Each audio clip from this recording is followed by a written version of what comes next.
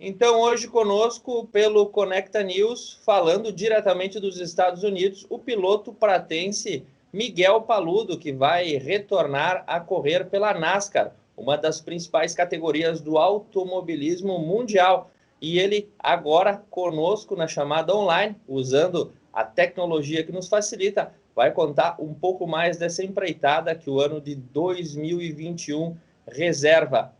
Bom dia, Miguel Paludo, muito obrigado por aceitar o nosso convite e conta para nós como é que foi essa grande novidade, o retorno de Miguel Paludo à NASCAR norte-americana.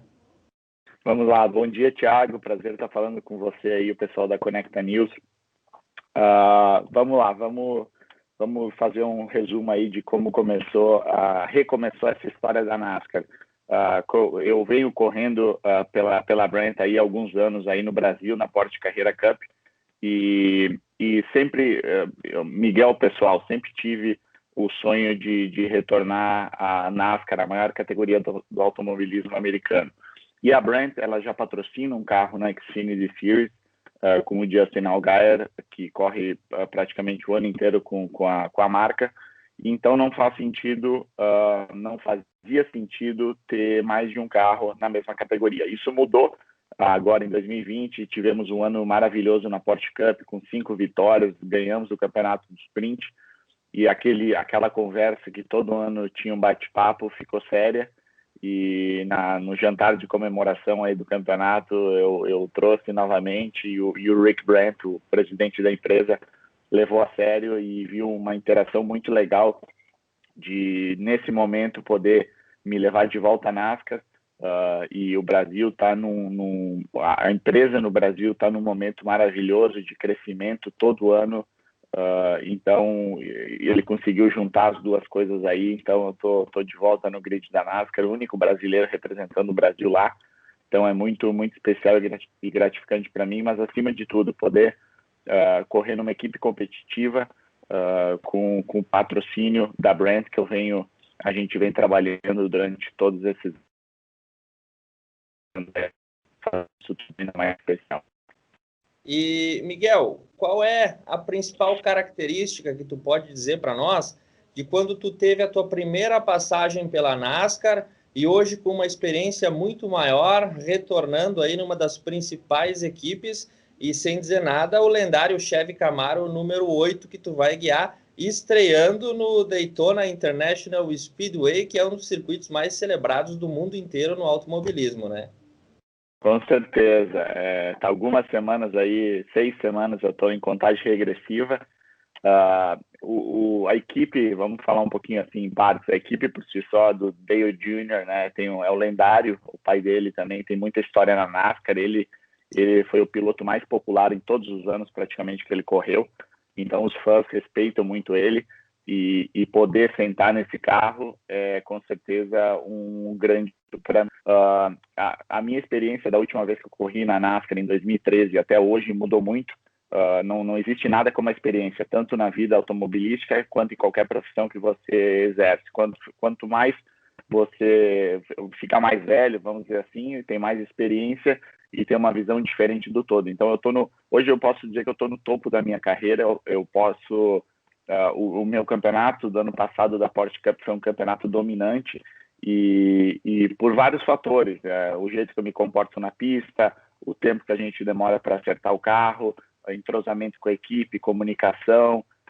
Então, é uma série de fatores, não é um fator só. Então, esse retorno na NASCAR não poderia ter acontecido no momento mais especial e mais oportuno. Então, eu acho que todos os pontos se conectaram e eu tô super motivado aí para fazer um grande trabalho e, se Deus quiser, pela vitória aí numa dessas. E, Miguel, tu falaste da Porsche Cup, exatamente, que tu ficou campeão. Ano passado nós ficamos aqui celebrando também aqui na tua terra natal, em Nova Prata. Mas quem aqui da cidade que não conhece essa carreira, quem da região ainda não sabe o tamanho que é Miguel Paludo nas pistas, resume para nós rapidamente quais são as principais conquistas, as principais vitórias que tu já tiveste até hoje nessa vida competitiva do automobilismo. Vamos lá, eu comecei, vamos dizer, tarde no automobilismo, com 11 anos, andando de kart. fiz alguns campeonatos de kart aí no sul do Brasil, tive uma parada, e aí alguns anos depois voltei a andar com meu irmão no Campeonato Gaúcho de Marcas. Na quarta etapa, eu e ele vencemos a etapa. A partir daí eu pulei para o campeonato de Copa Renault Clio, que era um campeonato brasileiro, então eu pulei do pneu radial para o pneu slick, que é uma transição grande, e fiz um ano e algumas provas de Clio, e pulei para a Porsche Cup em 2008, foi onde eu sentei num carro com grande cavalaria, totalmente diferente do Renault Clio, um carro com pouca potência, e onde eu tive o maior êxito, vencendo 2 campeonatos, sendo o mais jovem vencedor da Porsche Cup.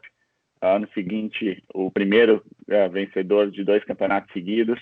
Então, a partir daquele momento, Thiago, eu andei nesse mesmo ano de GT3 Brasil, que era um campeonato de endurance multimarcas que acontecia, e nesse campeonato vencemos a primeira corrida pela Porsche no Brasil. O campeonato já estava, se eu não me engano, no segundo ou terceiro ano, a Porsche não tinha vencido corridas.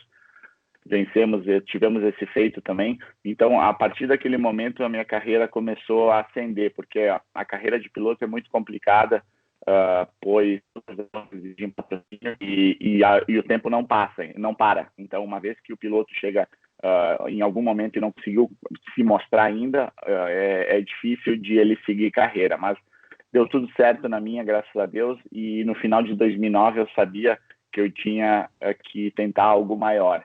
E eu não queria ir para Stock Car, porque eu sabia que da Stock Car era difícil de eu ir para outro lugar. Então, eu sempre fui fã da NASCAR e comecei a ir atrás de como eu poderia me aventurar nos Estados Unidos. Aí, o Figueroa, que era um narrador do antigo Speed, ele era meu amigo pessoal, mandei mensagem para ele conhecia o Laerte Zappa, que era um brasileiro que trabalhava na Toyota na época, e aí me apresentou em questão de 2 meses.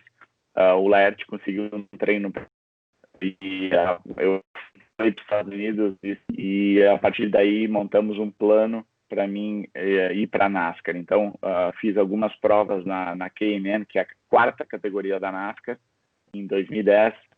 Me fiz a preparação para a Truck Series em 2011, porque o piloto hoje ele não pode, vamos dizer, tem um piloto no Brasil que queira correr na NASCAR, ele não pode chegar e ir direto para Daytona. Ele precisa de um processo de aprovação da NASCAR. Ele tem que correr numa pista de meia milha, ser aprovado. Ele vai para uma pista de 1 milha, 1,5 milha, aí ele pode ir para um super speed. Então nós fizemos esse processo em 2010. E aí, de 2011 a 2013, fiz 3 temporadas completas na NASCAR, sendo que eu não conhecia nenhuma pista do circuito, não podia ter treino, não tem telemetria, ou seja, tudo que eu faço na pista, ou fazia na pista, não chega no box, conecta o computador e vê o que aconteceu. Então foram anos de muito aprendizado, sendo que 2013 foi o meu ano mais competitivo. E, infelizmente, tivemos que parar em 2013, patrocínio, etc. 2014 fui correr no Azerbaijão pelo time da BMW do Banco do Brasil. Fiz uma prova no Azerbaijão, essa foi minha única corrida em 2014. Em 2015, a Brent, que tinha me patrocinado na Truck Series em 2013 em Chicago, onde com a caminhonete Brent do Brasil, era somente um projeto, a Brent do Brasil. E em 2015, em janeiro, fevereiro, o Rick postou que ele estava em São Paulo, e eu mandei uma mensagem para ele dizendo o que está fazendo em São Paulo. Não, a gente está finalizando a compra de uma empresa aqui em Olímpia, aqui em São Paulo. E aí eu mandei para ele a ideia da Porsche Cup. Ele gostou, ele falou, vamos fechar 2 corridas. E fui para Curitiba, sei lá, 2 semanas depois que nós falamos, quase não deu tempo de fazer macacão e venci a segunda prova. Aí essas 2 corridas viraram 4. Essas viraram meia temporada, a temporada virou uma temporada, e a gente está aqui desde 2015 aí, vencendo corridas e ganhando campeonatos juntos. A Brent no Brasil, emendando aqui, eu já vou falar que vem duplicando de tamanho anualmente no Brasil. É um mercado que tem praticamente 560 empresas do mesmo setor, e ela começou em 2015 no fundo do grid, e já fechou agora no passado entre as 15 maiores do Brasil. Então, essa parceria de sucesso tem feito com que eu feliz em estar ajudando e feliz em estar mostrando a marca, uma marca que está na mídia direto, isso é bom. E como eu falei no começo da entrevista, a minha ida para a NASCAR engloba bem o objetivo, que a Brandt é uma empresa americana presente no mundo inteiro, presente no Brasil, presente na Espanha e mais em vários países. O mercado usa o produto do americano, assim como na Espanha, então os mercados se comunicam e essa minha ida para a NASCAR é bem isso, é mostrar que o brasileiro vai para os Estados Unidos, corre nos Estados Unidos, o Justin veio para o Brasil, foi para o Brasil, desculpa, correu no Brasil, então há uma interação entre os produtos da marca e a gente está traduzindo isso aí da mesma forma e mostrar que é uma empresa séria e que faz acontecer. Miguel, eu tive um pequeno delay na conexão. Eu gostaria só que tu repetisse para nós quem é a Brandt, porque muitos do nosso público vê a marca, mas ao mesmo tempo não sabe com o que ela trabalha, e hoje ela é a tua principal apoiadora? A Brandt é minha principal apoiadora. Hoje eu sou 100% com eles desde 2015. A gente tem essa parceria. A Brandt é uma empresa, ou seja, os produtos da Brandt, eles fazem com que a soja, o milho e várias culturas elas cresçam mais na mesma área, mais fortes, com mais saúde e tenham maior produção. Ou seja, hoje o agricultor ele não tem como duplicar, triplicar a área. Em muitos lugares não tem mais área para ser comprada, então ele tem que produzir no mesmo lugar uma quantidade maior. Então a Brandt é especialista nisso. E eu não sei se pegou essa parte que a Brandt começou em 2015 no Brasil, eram 560 empresas, 580 empresas, começou lá no final do grid, ela vem duplicando de tamanho praticamente anualmente, hoje está entre as 15 maiores do Brasil. Então, o valor agregado do produto é enorme e o agricultor está conseguindo ver isso, e a Porsche Cup, o entrosamento, levar as pessoas para... tem feito com que eles vejam que é uma empresa séria que está aqui para ficar e todo esse relacionamento aí ajuda bastante. E hoje, praticamente, Miguel Paludo, garoto propaganda nas pistas, liderando os campeonatos com a Brandt à frente. Miguel, agora falando da parte pessoal, a gente te acompanha nas redes sociais e vê uma rotina bastante agitada. Exercício físico, ponte aérea, uma dieta equilibrada. Isso é uma escolha de vida ou o automobilismo impõe uma condição física estritamente em ordem? E uma dúvida pessoal, sushi ou churrasco? Boa pergunta, boa pergunta. Começando pelo sushi ou churrasco, é bem difícil. Um dia sushi, um dia churrasco, entendeu? Sushi ao meio-dia, churrasco à noite. É sempre um balanço, mas estão os dois aí como a primeira. Eu sou apaixonado por sushi e churrasco, a gente come praticamente todo dia. O meu filho, até uma coisa engraçada, até chegou o final de semana e a gente fez 3 dias de churrasco, ele chegou e não queria mais carne, ele falou, chega de churrasco, não aguento mais. Entendo, no final do ano a gente passa por esse mesmo episódio aqui no Brasil.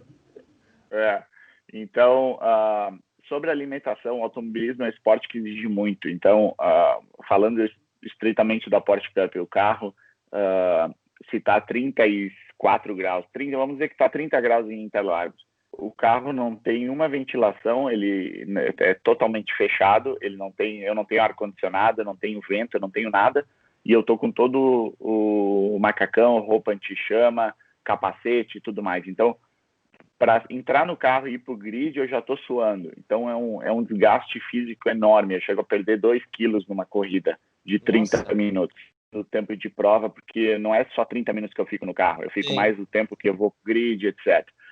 E eu aprendi isso no decorrer do tempo, que quanto mais a mente está tranquila e o corpo está preparado, você não foca no teu desgaste físico, tu está focando no que é para ser focado, é a pista, é o que eu tenho que fazer, é onde eu tenho que colocar o carro.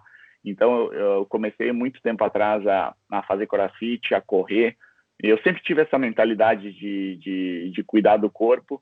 A Patrícia também, a minha esposa, ela tem a mesma mentalidade, a gente faz junto, então é uma coisa em família. E eu tenho feito um balanço entre CrossFit, montamos uma academia em casa em função da pandemia, e corro bastante, 5, 10, 15 quilômetros. Eu já fiz 2 finais de semana que eu estou correndo 15 quilômetros, 2 domingos, e isso tudo tem me ajudado muito. A NASCAR também é da longas, então a NASCAR que eu vou fazer agora, as corridas, elas têm duração no mínimo de 2 horas a 3 horas, de 2 a 3 horas, tudo depende do número de bandeiras amarelas. E só que a NASCAR tem um ventilador de capacete, então ajuda já um pouco. Então é mais um pensamento de o automobilismo não é um esporte que exige que o piloto seja atleta, não é um requerimento número 1, por exemplo, se eu não cuidasse do meu corpo, vamos dizer assim, e fizesse o trabalho na pista, ok, mas é com certeza a aparência e como eu levo o meu estilo de vida diz bastante dos meus objetivos e de tudo que a gente vem conquistando aí no decorrer dos anos. Perfeito. Agora, a informação de perder 2 quilos por corrida, vai ter gente em volta querendo fazer automobilismo só para ver se emagrece mais rápido. Boa. Miguel, uma pergunta assim, de todos esses anos, em todas essas corridas, qual foi o momento mais tenso que tu já teve, ou aquele momento que tu entrou no carro e que tu estava pilotando e disse, opa, as coisas não estão acontecendo de acordo com o que eu espero. Isso já ocorreu?